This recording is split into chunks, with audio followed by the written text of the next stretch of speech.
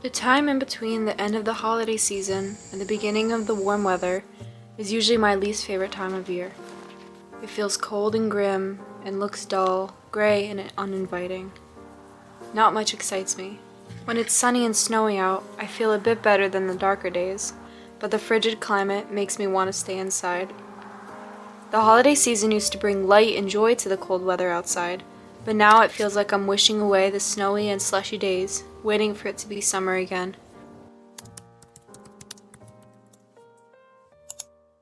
Usually my mental health is not the best this time of year, and I usually just contribute it to the weather outside. While I do feel like that definitely plays an important part, I feel like many times when I would experience this seasonal sadness, it would be a sign that I'm really not taking care of myself as much as I could, or as much that I usually do in other seasons, since usually when it's better outside, like I feel like more inclined to take care of myself, if that makes sense. I feel like a lot of other people can relate. This is usually because like I feel like the weather's already bringing me down so much, and it's like, why even try, you know? Like, why? I'm just gonna wait until it's warmer out, but if we keep doing that, it's just gonna feel like a hamster wheel, and it's just gonna get worse and worse. So even though we can't do anything about the weather outside, there are some steps that we can take to make ourselves feel even just a little bit better during the season, and to not just get over it like quickly, but like get through it in a healthy way, in a positive way, and come out better than we were before, feeling better than we were. And why not just take advantage of the season, since we literally have no choice unless we move somewhere warm. But even if you move somewhere warm, like usually the weather still kind of changes per seasons. I know that seasonal depression or seasonal affective disorder, also known as SAD, is common for many people during this time of year. I'm not a mental health professional, and if you feel like talking to someone about this, like a mental health professional, would be more beneficial, definitely do that. I'm just gonna share some ways that have helped me and maybe could help you to thrive during this season, to beat the winter uglies, and feel better during the cold season. First, we need to understand and accept that our lives are definitely gonna look different than how they did when it was warmer out. And that's okay. Actually, that's how that should be. Just like the seasons, we change, and accepting this change can help us to better adapt with the seasons that are changing. For example, just like the animals that are outside have to face and adapt to the climate,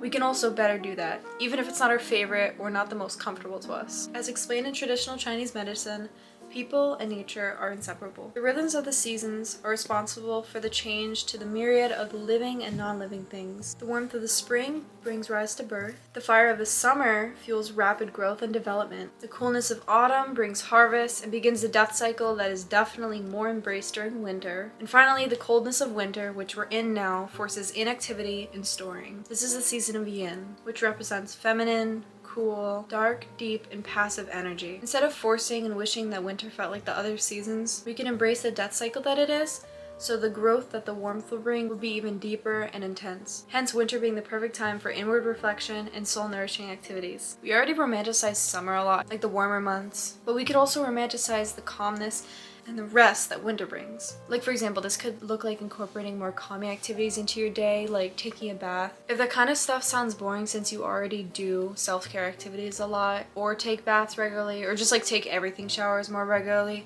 you can incorporate like new additions to those things, whether that's trying new products, or when you take a bath, you could try to stimulate more senses. Like, for example, with sight in your bath, you could add crystals or rose petals. But if you're gonna do this, don't put any crystals in there that can't be in water, like selenite. Most are fine, but just make sure to like look that up. Like, for example, with touch, you could put on a face mask, you could put on a body or hair mask. For scent, you could do whatever you want. You could light some incense, you could diffuse some essential oils in your essential oil diffuser, or you could even light a candle. For taste, you could possibly have a snack. Sometimes I have fruit, or more commonly, you can have like a warm beverage with you. I love tea in the bath. For sound, I either play like a meditation video if I'm not reading. Otherwise, if I'm reading, I'll have like either some possibly calm jazz music. With baths, I usually tend to go towards more like healing frequency music or healing sound bowls. I feel like playing that versus regular music silences my racing thoughts. And also when I'm reading a book in the bath, it helps me to like better focus on that. Also during this time of year, I feel like it's a good time to make your space cozier to be in. Since it's not the holidays anymore, we don't like have a Christmas tree, or if you don't celebrate Christmas, like even just like seeing the lights outside, or like fairy lights in your room, or just like those holiday decorations that are seen in the winter, I feel like it brings warmth to the season. But then once the holidays are over, and there's like still that few months in between spring, it's like you have the cold, but you don't have the happiness and the warmth and joy that the holiday season brung. Usually it feels like a waiting period, if that makes any sense. But you can still make your environment cozy, and even though you don't have a Christmas tree or you don't have something else, you can still make your environment feel cozy. Like instead of Christmas tree lights, you can still put up fairy lights in your bedroom or in your house or apartment. I have some up behind me. I don't know if you could see. Also, instead of fairy lights, if you don't have that or if you don't want to have that, it doesn't like fit the vibe of your space, you can also try to prioritize using little lights instead of the big light. So pretty much just filling your environment with lamps, candles, salt lamps, even like night lights, things like that, colored lamps, fancy lamps. There's so many cute lamps that you can buy, like either on Etsy, just online, or even like I've seen some cute ones at thrift stores too. And they not only make your space feel more customizable since you specifically picked out that lamp for your space, but also that warm, calm lighting has been shown to make people feel more comfortable and calm in their space. Literally anything but the harsh overhead lighting that's not relaxing in any single way. Another way to romanticize this season, or literally any season, is just by incorporating more music into your day. You can find specific winter-based playlists on either Spotify or YouTube, or something that I usually find myself listening more to in winter is more jazz music. Lastly, one of the most important ways to prioritize rest during this season is by fixing your sleep schedule. If you know me in real life, I know I'm not one to talk about this, but I swear I'm getting it better, as I'm literally filming this at 11:30 at night. Another really important way to feel better during the winter season is by spending time with loved ones. I feel like a lot of the time in winter I can tend to like self-isolate and retract from socializing, but it's really important that we don't do this or fall into the pattern of doing this. Obviously, it's really important to get your alone time, especially during winter, but don't take it too far where you're never seeing people and you feel lonely. I feel like part of the reason that I do this is because I feel like, oh, there's not as much to do with friends during the season, especially since you can't like hang out outside, but there definitely is still a lot of stuff that you can do either indoors or even outside, since it is really important that we spend time with people who bring us up and make us feel better. Some things that you could do outside with your friends or family: you could go ice skating, which could be indoors or outdoors. You could bundle up and adventure your city or your town or a nearby one too, and this could be like a whole day thing. You could venture shops, you can take a painting class or work a class together, you can enjoy restaurants, try new bakeries, or even cafes. There's like a million different things you could do with that. It's kind of more difficult if you live in a small town, but even just like trying a new restaurant could be fun. Or if where you live snows, it could even be fun to go sleigh riding with friends. I mean, I used to always do that when I was little. I haven't done that in a while, but I don't know, it's a good way to embrace your inner child too, so that could be fun. Or if you still want to hang out with loved ones but you don't want to be outside, there's so much that you could do inside. You can go to a movie, you could host a dinner party or a game night together, you could make new recipes together, bake together. Plus, on another note, even just spending time with animals or pets can make you feel so much better during this season and make you feel just a little bit less lonely. I feel like a lot of the times, especially in the winter, my life can get kind of boring and it can kind of feel like I'm living like the same day over and over with not much that's different in between them.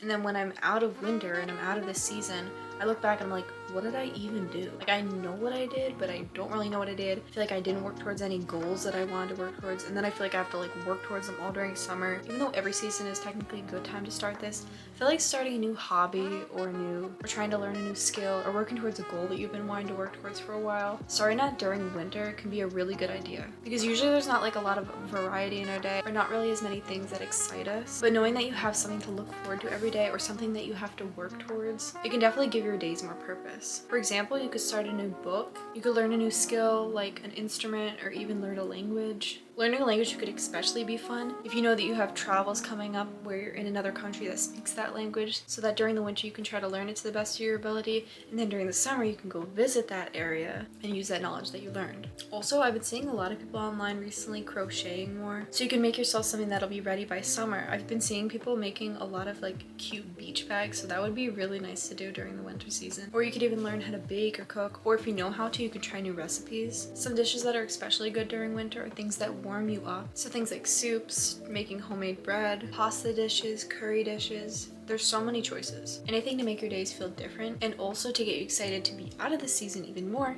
because when you look back, you'll have all these new skills, maybe even reach a goal that you've been wanting to reach. It's just a perfect time for self-improvement. But also I feel like it's a perfect time to look inwards and do some self-reflection. This could look like grabbing a journal and doing some shadow work, either freehand or with prompts that you can find online. Or self-reflection can sometimes be easier with the help of someone else, like a mental health professional. So sometimes starting therapy can definitely be beneficial in facing this seasonal depression or seasonal sadness. sadness, because at least you have someone to like talk to about it, and also that you have a professional with you to help you navigate these feelings so that you don't feel alone in feeling them. Another thing that's really important to keep in mind is that our bodies respond differently to this time than other seasons. And I don't just mean like the obvious ways like pale skin or cold hands and feet, but I also mean like the things that happen gradually that we don't always see. Even though there's not really much that we can do to change the way that the weather affects our body, there's definitely things that we can help to better adapt. Just like the things that we were doing mentally. Movement, exercise, or even just some stretching can definitely be beneficial during this time period or any season. It can tie into the last point I made about like achieving a goal that you've been wanting to achieve, but even just some stretching can really be helpful during this time, because I feel like in the winter our joints and muscles can feel tight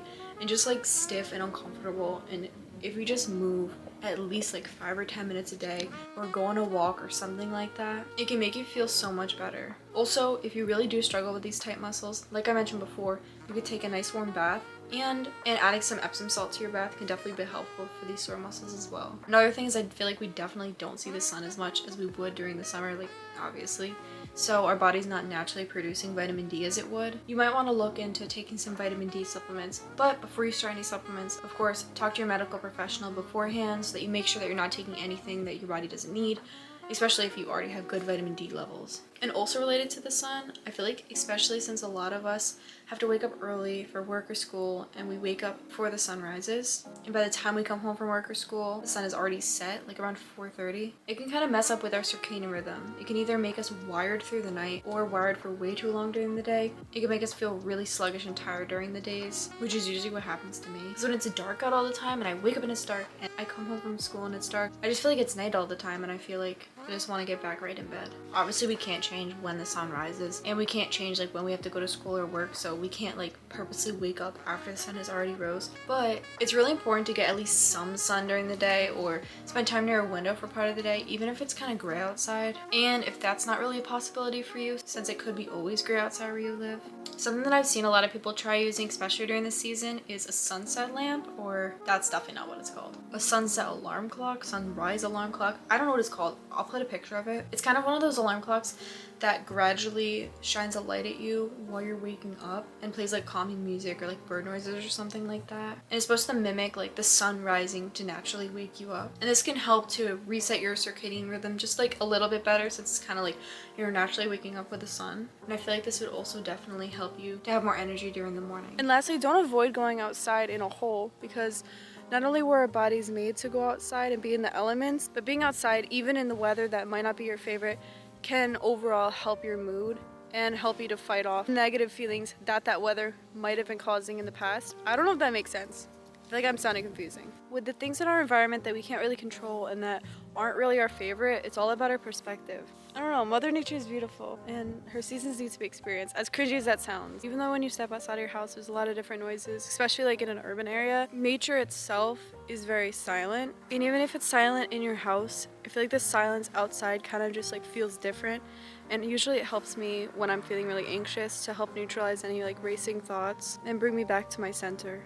Even though this is definitely not my favorite weather, my hands are literally freezing off, I'm still trying to have gratitude for it. Because I feel like if we're always looking on to the next thing to make us happy, we're never gonna really truly be happy. Because happiness in the past is nostalgia, happiness in the future is excitement? I don't know, it doesn't exist yet. The past doesn't exist, the future doesn't exist. The only moment that exists is the now. I feel like I'm getting off topic, but pretty much what I'm trying to say is if you have gratitude for what's happening now, that's the only way to feel truly happy. And that's not to say to not be excited for like warm weather. I know damn well I'm excited for warm weather, and even though I'm enjoying the cold, I'm not enjoying it as much as I would in the warmth, but it's the contrast of the seasons that make us love them even more. If it was always warm outside, or if you lived in a climate that was always warm, even though you would still really enjoy the warmth, or at least I would still definitely enjoy the warmth, you might not appreciate it as much or notice it as much because you wouldn't have that contrast of the cold. Just like with feelings, you need to feel high to feel low to feel high, and it's the deepness of those seasons of your life that make you feel the opposite even deeper. Anyways, I'm gonna head back inside now because I'm kind of getting frostbite, but I hope that these tips kind of helped you to romanticize winter a bit more, and I hope that you're able to thrive in this season even if you're waiting for the next one to start. Bye!